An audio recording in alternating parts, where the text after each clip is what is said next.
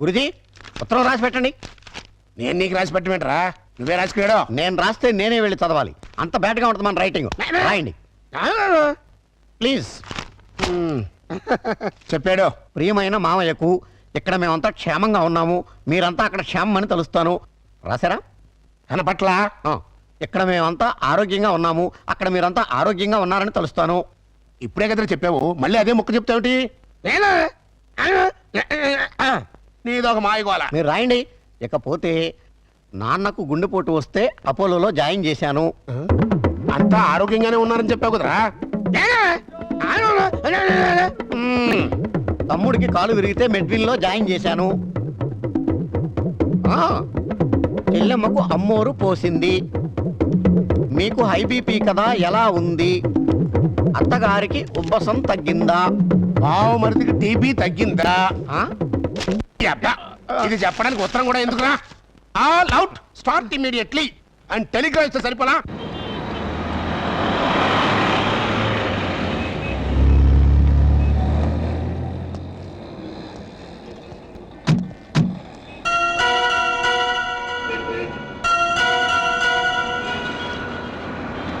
మీరు ఆఫీస్లో ఉండండి, నేను ఇప్పుడే వచ్చేస్తాను. అలాగే సార్, ఉంటాను.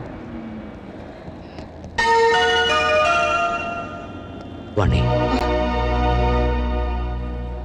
అంకుల్ మీరు ఇక్కడ? ఆఫీస్ పని మీద బొంబాయి వచ్చాను. సడన్గా నువ్వు ఇక్కడ కనిపిస్తే. అంతా బాగున్నారా? ఇంకా బతికే ఉన్నారమ్మా. అంకుల్. అవునమ్మా, నువ్వు వెళ్ళిపోవడంతో ఎప్పుడూ చలాకీగా ఉండే నీ భర్త ఒక్కసారిగా కుంగిపోయాడు. నలుగురు పెళ్ళాం లేచిపోయిందని గేలి చేస్తుంటే ఆ బాధను మనసులో దాచుకోలేక, బయటికి కక్కలేక నరక యాతన అనుభవించాడు. ఇక మీ నాన్న కన్న కూతుర్నే క్రమశిక్షణలో పెట్టుకోలేదు, వేలాది మంది విద్యార్థుల్ని క్రమశిక్షణలో పెట్టే అర్హత నాకు లేదని ఆ ఉద్యోగానికి రాజీనామా చేశాడమ్మా. మీ అమ్మ సరే సరే, కన్న కూతురు అత్తారింటికి వెళ్ళిందంటే ఏ తల్లైనా సంతోషిస్తుంది, కానీ అత్యాశలకు పోయి లేచిపోయిందంటే ఏ తల్లి మాత్రం సంతోషిస్తుంది చెప్పు? నిద్దట్లో కూడా నువ్వు గుర్తొచ్చి, నువ్వు చేసిన పని గుర్తొచ్చి తెల్లవార్లు ఏడ్చేదట. ఇక నీ బిడ్డ, వాడు ఆకలితో ఏడుస్తున్నాడో అమ్మ కోసం ఏడుస్తున్నాడు వాడు చెప్పలేడు, అవతల వాళ్ళకే అర్థం కాదు కదమ్మా. ఎందరు ఎంత అవహేళన చేసినా ఆ ఇంట్లో నవ్వుల్ని తన బోసి నవ్వులతో బతికించాడు. తన బోసి నవ్వులతో బతికించాడు. నేను తప్పు చేశాను అంకుల్, చెయ్యరాని తప్పు చేశాను, నన్ను క్షమించండి అంకుల్. సరిదిద్దుకోవడానికి అవకాశం లేని తప్పు చేసావమ్మా నువ్వు. డబ్బు పిచ్చితో వచ్చేసాను, కానీ సత్య ప్రమాణంగా నేను ఏ తప్పు చేయలేదు అంకుల్. అంకుల్, నేనే తప్పు చేయలేదంటే నువ్వు నమ్ముతావు కదా అంకుల్? నేను నమ్మినా ఈ లోక నమ్మదమ్మా. ఒక కుటుంబం పరువు మర్యాద ఆ ఇంటి ఇల్లాలి మీద ఆధారపడి ఉంటుంది. బస్సు డ్రైవర్ తప్పు చేస్తే ఆ బస్సులో ప్రయాణికులందరూ చచ్చిపోతారమ్మా. ఇంటి ఇల్లాలు చిన్న తప్పు చేస్తే ఆ కుటుంబ సభ్యులందరూ బతికున్నా చచ్చిన వాళ్ళతో సమానం. నేనంత దూరం ఆలోచించలేదు అంకుల్. ఇప్పుడు అర్థమవుతోంది నేను చేసింది ఎంత తప్పు. అంకుల్, నేను సంజాయిషి చెప్పుకోవాల్సింది కేవలం ఆయనకి మాత్రమే.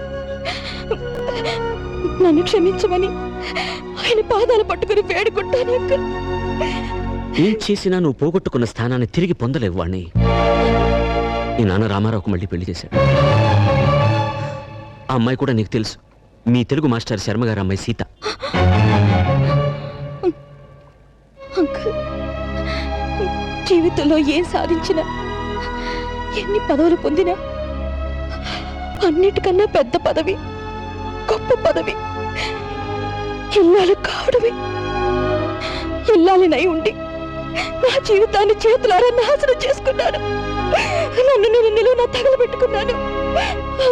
అంకుల్, అంకుల్, నేను మీతో వచ్చేస్తాను అంకుల్. మీరు నన్ను తీసుకెళ్లరు. వాళ్ళంతా ఇప్పుడిప్పుడే కోలుకుంటున్నారమ్మా. చేసింది ఏదో చేసేసావు. నువ్వు వింటానంటే ఒక చిన్న సలహా చెప్తాను. వాళ్ళకు మళ్ళీ కనపడి వాళ్ళ జీవితాల్లో కల్లోలం లేపక వాణ్ణి. ఈ మాట చెప్పడానికి నాకు చాలా బాధగా ఉన్నా చెప్పక తప్పదు కాబట్టి చెప్తున్నానమ్మా. తర్వాత నీ ఇష్టం. వెళ్తా.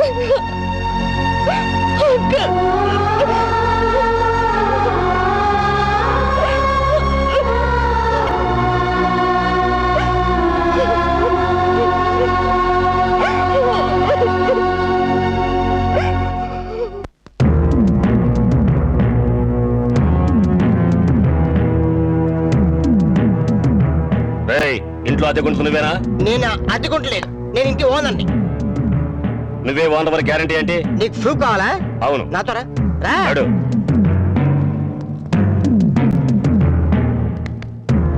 ఈ నెల అద్దె ఎప్పుడు కడతావు? కడతాన్రా, మా రౌడీ గారు వస్తే నీ ఒంటి కట్లు కడతాన్రా. ఏయ్, అద్దె అడిగితే సైలెంట్ చేసి ఇస్తాడేంటి? అదేగా కడతా, తప్పకుండా కడతా. హెడ్ తాకట్టు పెట్టాను సరే కడతా, సరేనా? కడతా కదా.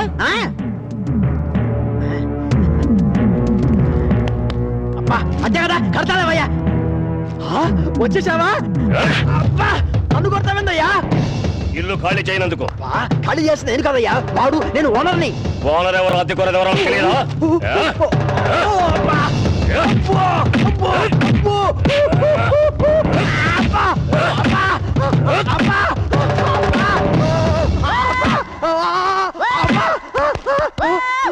ఆడెళ్ళిపోయి చాలాసేపు అయింది.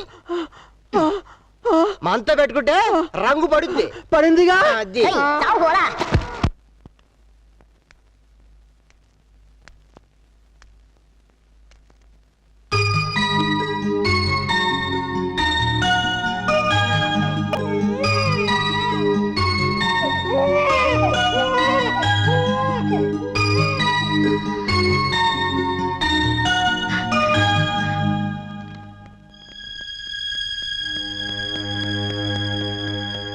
తాతయ్య తాతయ్య మీకోసం ఎవరు వచ్చారు?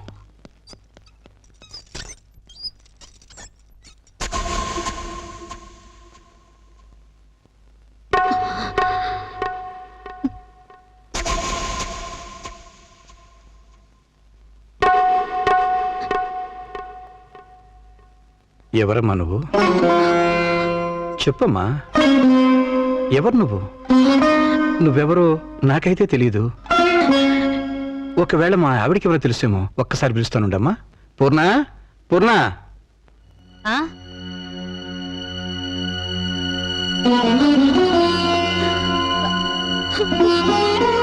ఎవరమ్మా నువ్వు అంటే సమాధానం చెప్పడం లేదు. ఈవిడి గారు ఎవరో నీకెవరో తెలుసా? నాకు తెలీదండి, ఎప్పుడూ చూసిన గుర్తు కూడా లేదు. అమ్మా నన్నలా పిలవకమ్మా. నన్నలా పిలిచే హక్కు నా కూతురు సీతకొక్కదానికే ఉంది. నీకేం కావాలి? ఏమిటే చూడబోతే ఆవిడ చాలా ధనవంతురాల్లో ఉంది. ఏదో కావాలని నీ పెంకుటింటి ముందు నిలబడి అడగాల్సిన కర్మ ఆవిడకేం పట్టిందే? చూడు, ఆవిడ కట్టుకున్న చీర చూడు. నీ జీవితంలో ఎప్పుడైనా అంత ఖరీదైన చీర కట్టుకున్నావా? ఏదో సంసారపక్షంగా సగటు ఇల్లాలుగా బతికేస్తున్న నీ ఇంటికి అంత గొప్ప ఆవిడ ఎందుకు వస్తుంది? ఎవరిదైనా అడ్రస్ కనుక్కోవడానికి వచ్చి ఉంటుంది, అంతే కదమ్మా? మాట్లాడమ్మా, మాట్లాడితే కదా నువ్వెవరో తెలిసేది. మాట్లాడకుండా ఉంటే ఎలా తెలుస్తుందమ్మా? ఒకవేళ మీ దగ్గర చదువుకున్న అమ్మాయేమో, గుర్తు తెచ్చుకోండి. కాదే, నా దగ్గర చదువుకున్న వాళ్ళకి చదువుతో పాటు సంస్కారం, క్రమశిక్షణ కూడా ఉంటాయి. ఈవిడి గారిని చూస్తుంటే ఆ రెండూ ఉన్నట్టుగా లేవు. అందుకని ఈవిడ నా శిష్యులు కూడా కాదు. చూడమ్మా, మా అమ్మాయి గుడికెళ్ళే టైం అయింది. నిన్ను చూస్తే మా అల్లుడికి నీకు సంబంధం ఉందని అనుమానపడే అవకాశం ఉంది. దయచేసి ఇక్కడి నుంచి తొందరగా వెళ్ళిపోమ్మా.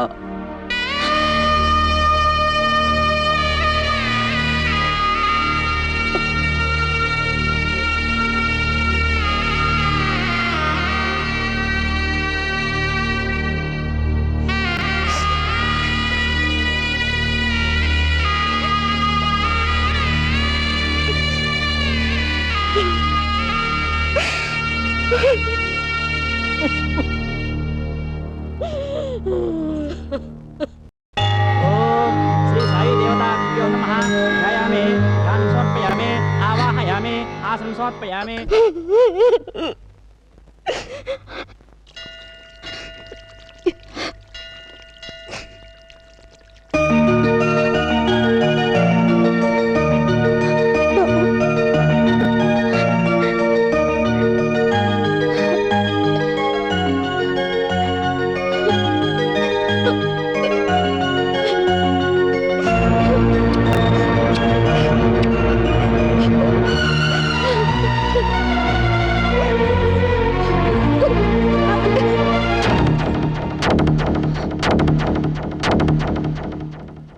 ఏంటి ఇక్కడికి తగలబడ్డావు? నా బాబుని ఎత్తుకుపోదావనా? మా ఆయన్ని లేపుకుపోదావనా?